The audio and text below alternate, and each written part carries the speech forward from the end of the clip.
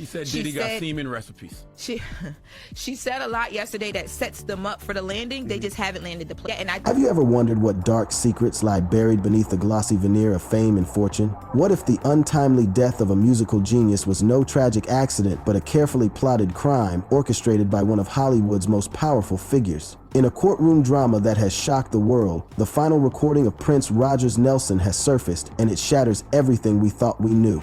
Buckle up, because this roller coaster of deceit, betrayal, and high-stakes justice is about to take you on the wildest ride of your life. I think that if anything, you walked away believing that this woman could have been taken advantage of. It's only day 2, y'all. But they also said before leaving. The moment the recording cut through the hushed courtroom, an electric tension snapped through the air. Every eye, every ear, every heartbeat focused on the grainy audio emerging from a hidden wooden box in Paisley Park's depths. No one expected the voice of a legend, speaking from beyond the grave, to rip the mask off a music mogul's empire. As the last notes faded, faces drained of color, and even the steely prosecutor blinked back disbelief. The trial of Sean Diddy Combs had just veered into uncharted territory.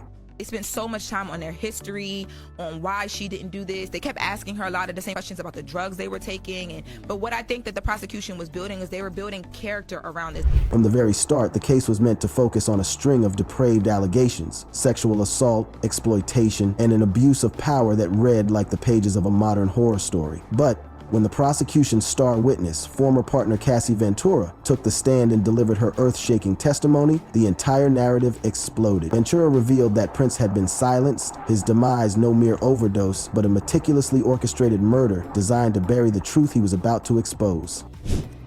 So, to all of you weirdos, you degenerates. Within days, law enforcement swarmed Paisley Park, peeling back its pristine walls and locked doors. In a basement corridor hidden behind a cleverly disguised false wall, they discovered a small wooden box bearing Prince's emblem. Inside lay damning physical evidence: handwritten notes, laboratory vials of a lethal synthetic opioid, and the USB drive containing Prince's final words. The find redefined the scope of Coleman's trial from sordid allegations to full-blown homicide proceeding. Detectives retraced the movements of that fateful night, April 18, 2016. When Prince's life was extinguished in what the world was told was an accidental overdose. Security footage from neighboring homes revealed a black sedan idling outside Paisley Park, its engine ticking through the early hours. Motion sensors logged strange activity near a secluded basement entrance while the main doors remained untouched. All paths, like threads in a tapestry, led inexorably back to Diddy's inner circle. That keep coming to my live streams about the P. Diddy trial, trying to defend P. Diddy and vilify. At the center of it all was Marcus Tate, Comless right-hand man, whose fingerprints were later matched on the vial containing the lethal dose. Under the intense glare of FBI interrogation, Tate confessed that he'd delivered a spike bottle of wine to the mansion that night at Comless' direct orders. He described in trembling tones how Prince collapsed in convulsions, how he dragged the body through hidden halls, and how the scene was staged to mimic a tragic accident. Courtroom spectators gasped as Ventura detailed the so-called freak-off parties Prince had warned her about, orgies of power and predation where young artists were groomed, exploited, and silenced.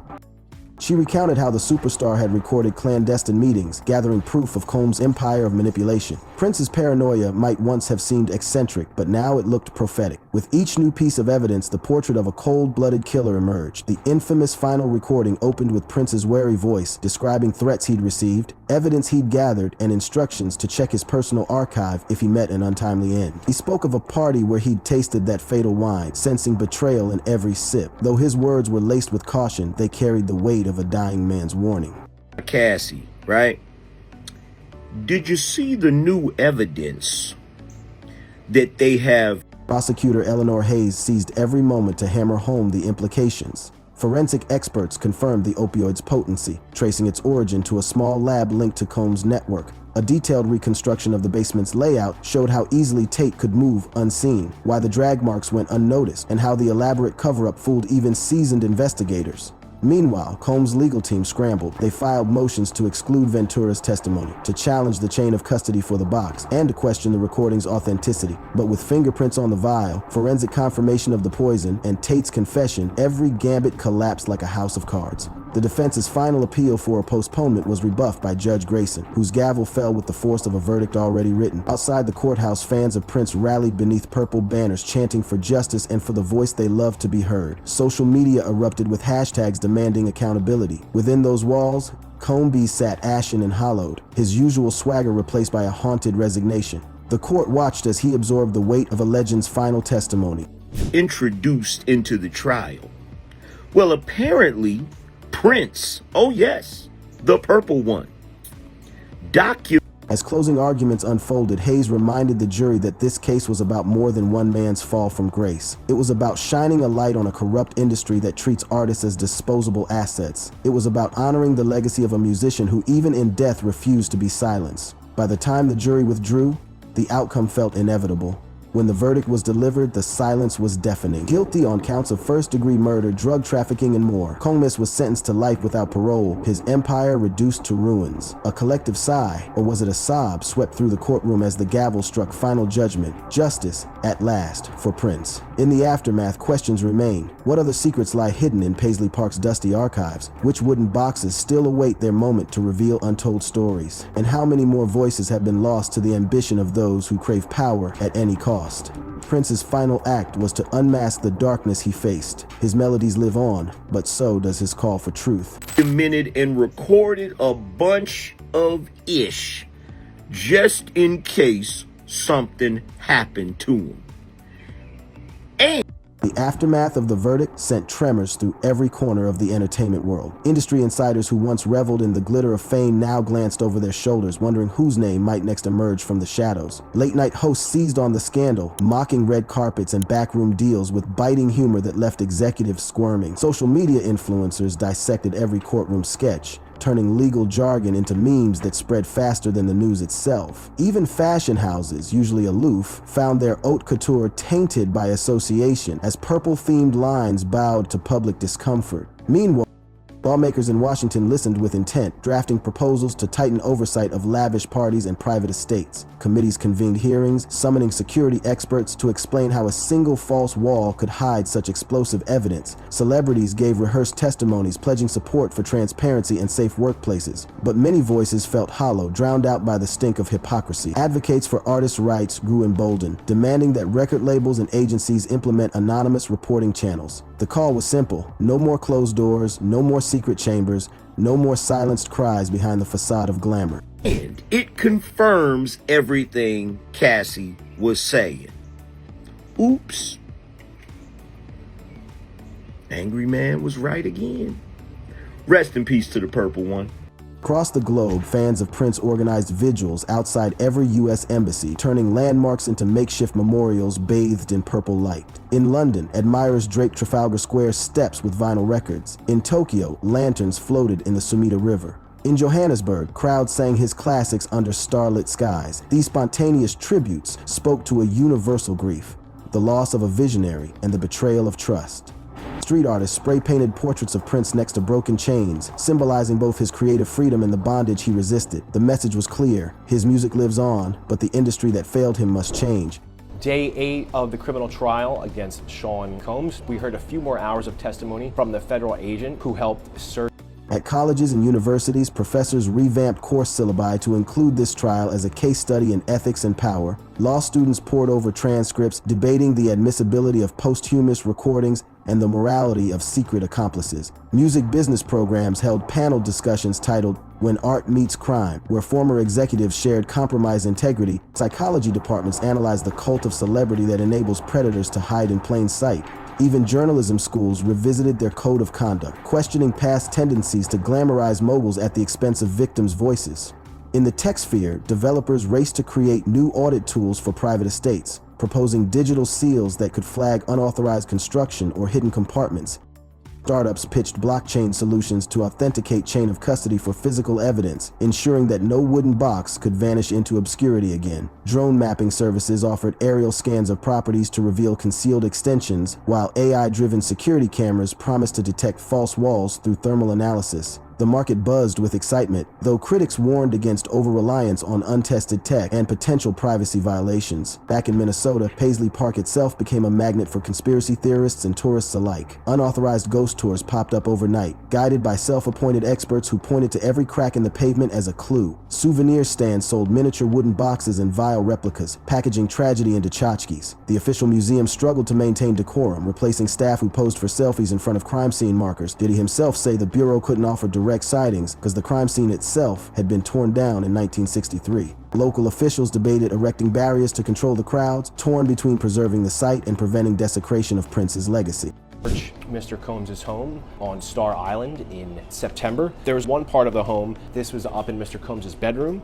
As the dust settled, a wave of memoirs hit bookstore shelves, tales from former insiders who claimed to have sensed the rot long before the trial. Some accounts read like thrillers, naming names and detailing whispered threats. Others seemed opportunistic, filled with unverified hearsay. Literary critics sorted through the hype, distinguishing credible recollections from sensationalist spin. Libraries offered Fight Club-style reading groups, encouraging community debate over the ethics of profiting from scandal. Book clubs gathered to discuss whether these revelations honored Prince's truth-seeking spirit or merely fed the public's appetite for scandal. On streaming platforms, music curators crafted Justice for Prince playlists, juxtaposing his hits with songs that speak of betrayal and resilience. Podcasts proliferated, legal analyses, industry exposés, survivor testimonies, even true crime dramatizations narrated by voice actors. One hit series, Purple Rain and Red Flags, charted daily developments in Combs' appeals and the broader push for reform. Subscribers grew into the millions as listeners tuned in to hear every forensic detail and courtroom clash. Advertisers scrambled to align with the righteous momentum, sponsoring episodes that promised to hold the powerful accountable. They found 25 bottles of baby oil, 31 bottles of Astroglide. We also heard from Dr. Dawn. In Hollywood, producers eyed the story's cinematic potential. Agents pitched scripts almost as soon as the verdict was announced. A-list actors expressed interest in portraying Prince Ventura or even Diddy, though many balked at the moral complexity. Studios debated the ethics of dramatizing ongoing fallout, worrying about defamation suits from unnamed accomplices. Writers argued over tone, how to balance high-energy satire with the gravity of real loss. New projects advanced, promising a blend of courtroom thriller and dark comedy, but insiders cautioned that the real story might be too fresh, too raw for the screen. Meanwhile, Cassie Ventura's life transformed irrevocably. She moved under a new identity, enrolled in therapy, and published a memoir, not for profit, but to reclaim her narrative. In interviews, she spoke of fear that once kept her silent, now replaced by a fierce resolve to safeguard future generations of artists. She donated part of her advances to charities that support survivors of industry abuse, yet she admitted in candid moments that the trial's glare has never dimmed. Every headline feels like a reopening of old wounds. Her final message was hopeful, that truth, however painful, can lead to healing. As for Sean Combs, the prison years began with isolation and reflection. Stripped of his empire, he confronted the magnitude of his actions in solitary confinement. Psychologists reported that he vacillated between defiance and regret, haunted by the recording that testified against him. Attempts to appeal on grounds of new evidence faltered. The judges deemed the original trial fair and thorough. Inmates whispered about the fallen tycoon in the yard, some viewing him as cautionary legend, others as villain. Only time will tell if remorse grows genuine or remains another calculated performance. Hughes, a forensic psychologist. During her testimony, Mr. Combs sent several notes to his attorney. Dr. Hughes The music industry, for its part, responded with a series of incremental reforms. Major labels instituted independent oversight boards to review artist contracts and party approvals. Talent agencies agreed to transparent reporting for travel and accommodations. Security protocols around private events tightened, with random audits and third-party observers. But critics argued these changes amounted to little more than window dressing, too slow, too timid, too prone to corporate capture. Activists continued to campaign, calling for binding regulations rather than voluntary guidelines. Testified that victims stay in abusive relationships for several reasons. She said it's very common. No victim wants to be abused. They could have a financial. Hit subscribe, smash that like button, and drop a comment below. Join the movement that holds fame to account and keeps the legacy of truth alive.